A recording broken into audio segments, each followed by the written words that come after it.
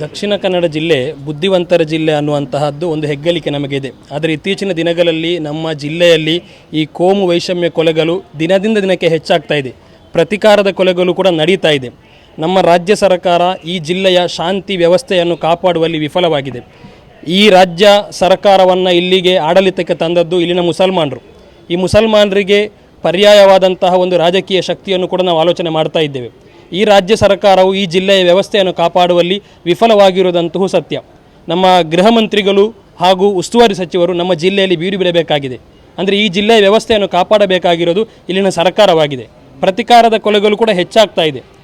ಇಲ್ಲಿನ ಜನರು ಭಯದಿಂದ ಒಂದು ಜೀವನವನ್ನು ನಡೆಸುವಂತಹ ಒಂದು ವಾತಾವರಣ ಸೃಷ್ಟಿಯಾಗಿದೆ. ಈಗಾಗಲೇ ಬಜ್ಪೆಯಲ್ಲಿ ನಡೆದಂತಹ ಕೋಮುದ್ವೇಷದ ಭಾಷಣ, ಈ ಕೊಲೆಗೆ ಮೂಲ ಕಾರಣವೇ ಆ ಬಜ್ಪೆ ಚಳವಳಿ ನಡೆಸಿದಂತಹ ಆ ಒಂದು ಉದ್ರೇಕಕಾರಿ ಭಾಷಣ.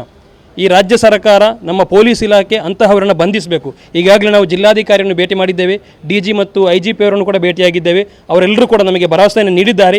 ಈ ಕಾನೂನಿನ ಮೇಲೆ ಜನರಿಗೆ ವಿಶ್ವಾಸ ಕಳೆದುಕೊಳ್ಳುವಂತಹ ಒಂದು ವಾತಾವರಣ ಇಲ್ಲಿ ಸೃಷ್ಟಿಯಾಗಿದೆ. ಈ ಪೊಲೀಸ್ ಇಲಾಖೆಯೊಂದಿಗೆ ಸರ್ಕಾರದೊಂದಿಗೆ ನಮ್ಮ ಮನವಿ, ಇನ್ನೂ ಈ ಜಿಲ್ಲೆಯಲ್ಲಿ ಪ್ರತಿಕಾರದ ಕೊಲೆಗಳು ನಡೆಯಬಾರದು. ಕೋಮು ದ್ವೇಷದ ಭಾಷಣವನ್ನು ಯಾರು ಮಾಡ್ತಾರೆ, ಆ ಭಾಷಣ ಮಾಡಿದ ತಕ್ಷಣವೇ ಅವರನ್ನು ಜೈಲಿಗೆ ಕಳುಹಿಸಬೇಕು.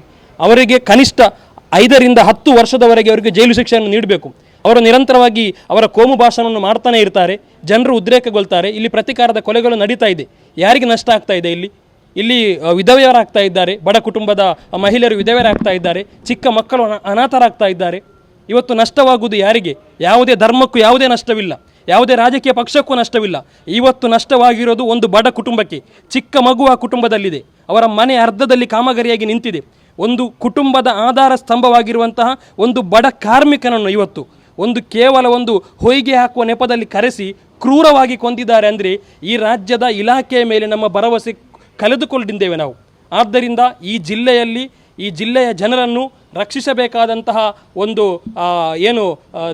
ರೆಸ್ಪಾನ್ಸಿಬಿಲಿಟಿ ಏನಿದೆ ಅದು ಈ ಸರ್ಕಾರಕ್ಕಿದೆ. ಸರ್ಕಾರವು ಅದನ್ನು ಆದಷ್ಟು ಬೇಗ ಮಾಡಬೇಕು.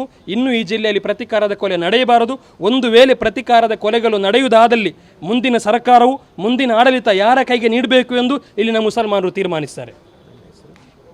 ಸಿನಾನ್ ಸಕ್ಕಾಫಿ ಅಂತ, ಉಪಾಧ್ಯಕ್ಷರು SSF ದಕ್ಷಿಣ ಕನ್ನಡ ವೆಸ್ಟ್ ಜಿಲ್ಲೆ.